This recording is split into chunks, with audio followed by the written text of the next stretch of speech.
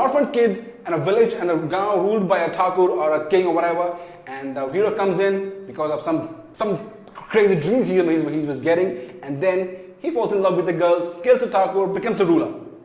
To this plot and this backdrop in the movie, and there you got your very own Mohenjo-daro. The plot, as I said, is ridiculously simple and atrocious because Hrithik plays a role of a indigo farmer named as Sarman, and he gets ridiculous dreams about a unicorn. Yeah, unicorn. So he gets those dreams about unicorn and he wants to go to Mohenjo-daro. I don't know why he gets all those kind of cracky dreams, and he just goes up there and he finds out that he has some weird connection that he is getting in the dreams. And over there, he falls in love with a girl. That Mohenjo-daro is ruled by an evil king or evil landlord, whatever you can say, and he kills them, becomes the savior of the people, and that's it. That's the basic plot. Very fresh, huh? By immensely talented movie maker and a director, Ashutosh Gowarikar, who has given us historic epic movies like Swadesh, Lagan, and Jodha Akbar, which were pretty much engaging, entertaining, and they had some values and soul and perfect direction and the perfect mix of acting and everything, emotion, patriotism, everything was put in all together. This movie falls flat in every aspect. Now coming to the other aspect of the story, now Hrithik Roshan is back after 2 years and his last release was Bang Bang, which was also a mediocre type of a movie, and this movie is also not doing nothing justice to his acting skills. Well, he just does the same thing as we have seen him. His entry in the movie is shown from his ripped biceps and muscles and all that stuff which we always see. He has done his part pretty much well, and I've heard that he has been paid the highest amount of money which a Bollywood actor has demanded till date. Now that doesn't justify the movie at all.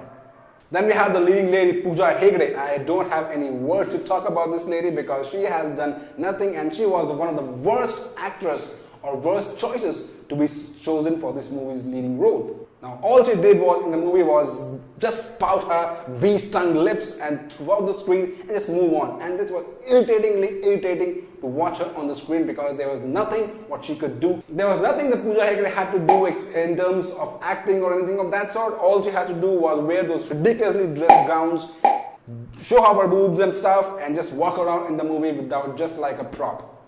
Kabir Bedi is the only saving grace. I mean, he is also back in the Bollywood movie after a couple of years, and he is a very good villain. I mean, he has got a bold voice and a great screen presence, so he has there, but definitely even he couldn't do much because the script doesn't allow him to do anything. He just has to stand and just talk about a few things and all that stuff. So Kabir Bedi doesn't have anything much to do because there isn't much in the script to do for him to justify the role. Apart from these two guys, there is not even a single character in the movie which will make you empathize or sympathize with them, or which makes an image of an acting screen. There is not even a single actor who has got a relevance dialogue or anything that might add up to the film's story.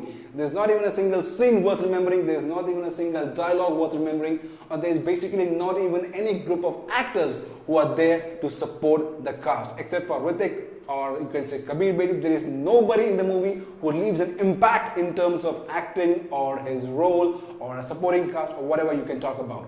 Coming to the bad stuff of the movie, there is a hell lot of everything going wrong with this movie. Now, it's an epic movie what they're trying to make, okay, with the backdrop of Mohenjo-daro, so it's an epic historic movie, but still they had to include Hrithik's dance. There are two ridiculously paced songs and item numbers in the song, and Hrithik has to dance, and he does dance.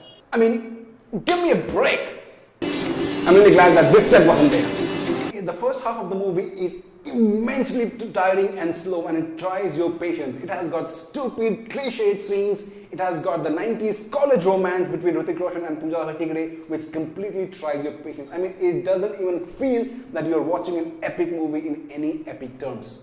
It's just filled with cheeky lines, cliched scenes, and 90s college romance type scene which have been shot between Pooja Hegde and Hrithik Roshan, which completely tests your patience, and it is not at all adding to anything to the movie script. Music. It was supposed to be from A.R. Rahman. There was not even a single music stream or a beat or a rhythm that you felt like you're listening to A.R. Rahman's music. So there is nothing to talk about in terms of music as well. The VFX are pretty much average, and I would say below average, because except for the climax scene, the VFX have been very low. We have seen better graphics in Bollywood movies, and we do get better in terms of VFX nowadays. But in this movie, they were pretty much average. I would say when it's coming from a director like Ashutosh Gowarikar, it is below average. It is completely below average than a director of his caliber can churn out. So skip this movie and you can just try this movie to watch it on video on demand or DTH or rent it on a Blu-ray.